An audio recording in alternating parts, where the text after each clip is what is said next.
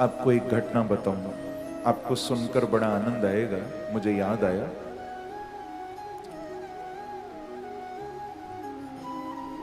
युधिष्ठिर जो थे ना, पांचों पांडवों में सबसे बड़े युधिष्ठिर, ध्यान से सुनना। युधिष्ठिर जी महाराज का एक स्वभाव था। युधिष्ठिर जी का ऐसा स्वभाव था कि वो कहीं भी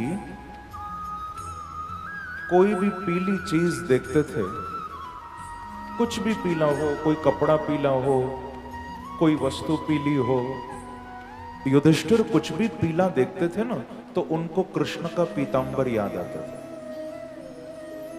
उनको बांके बिहारी की याद आ जाती थी। कुछ भी पीला देखते थे युधिष्ठिर तो उनके मुख से निकलता था, हे द्वारिकाधीश तुम्हारी जय हो। क्या कहते थे? हे द्वारिकाधीश तुम्हारी जय, ऐसा बोलते थे। कुछ भी पीला देखते थे युधिष्ठिर। तो एक बार ना ये बात मामा जी को मालूम चल गई।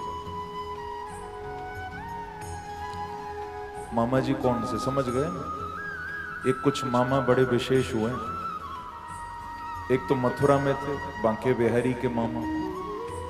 एक दूसरे मामा भी थे जिन्होंने महाभारत में बड़े बड़े कारनामे दिखाए, मालूम है ना? दुर्योधन का मामा, क्या नाम था? शकुनी। तो ये बात मामा जी को मालूम चल गई और शकुनी इसी काम में लगा रहता था कि कुछ भी करके पांडवों को नीचा दिखाया जाए। वो इसी कोशिश में रहता था। एक बार कहो श्री राधे। शकुनी इसी उधेड़ बुन में लगा रहता था कि मैं कैसे भी बस पांडवों को नीचा दिखाऊं। तो जब उसको पता चला युधिष्ठिर का यह स्वभाव कि युधिष्ठिर कोई भी पीली चीज देखता है तो उसको कृष्ण की याद आती है, तो मालूम है क्या किया? शकुनी ने बीच सभा में एक गधे को लाकर बिठा दिया। बहुत ध्यान से सुनना सर। शकुनी ने राजसभा में गधे को बिठा दिया और उस गधे पर एक पीला दुपट्टा, एक वस्त्र ओढ़ा दिया।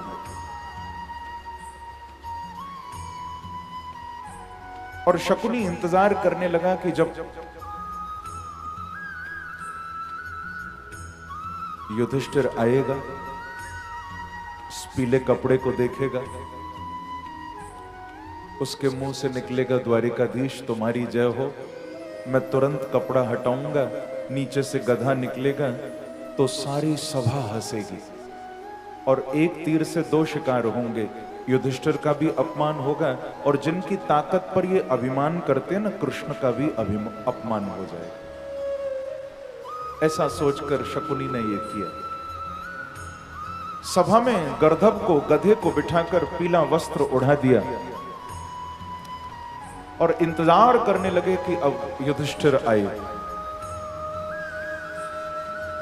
उसी समय युधिष्ठिर जी सभा में आए। बंधुओं, जैसे ही युधिष्ठिर आए उस पीले कपड़े पर नजर पड़ी। उनकी तो आदत थी, पीत वस्त्र को, पीले कपड़े को देखते ही युधिष्ठिर के मुख से निकला दोनों हाथ जोड़कर, हे द्वारिकाधीश आपकी जय हो, हे द्वारिकाधीश आपकी जय। ऐसा कहा। जो कहा द्वारिकाधीश आपकी जय हो, तुरंत शकुनी भाग के आया और कपड़ा खींच लिया। परंतु भैया जैसे ही कपड़ा खींचा ना, अंदर से गधा नहीं निकला, वंशी बजाते हुए बांके बिहारी प्रकट हुए। बोलो बांके बिहारी लाल की जय। अंदर से मुरली मनोहर प्रकट हो गए। शकुनी का तो चेहरा नीचे झुक गया, सिर झुक गया। शकुनी बोला, महाराज तुम कहां से आ गए? मैंने तो गधे को बिठाया था। तो बांके बिहारी मुस्कुराकर बोले कि मामा जी, तुम कहते हो कि मैं कहां से आ गया, तुमने गधे को बिठाया था, पर तुम ये भूल गए कि मैं केवल इंसान में नहीं, मैं जानवर के अंदर भी बैठा हुआ हूं। मैं कहां नहीं हूं? अहम आत्मा गुडाकेश, मैं तो सर्वत्र बैठा हुआ। केवल व्यक्ति में नहीं, एक पशु में भी बांके बिहारी बैठे, सब में भगवान विराजमान।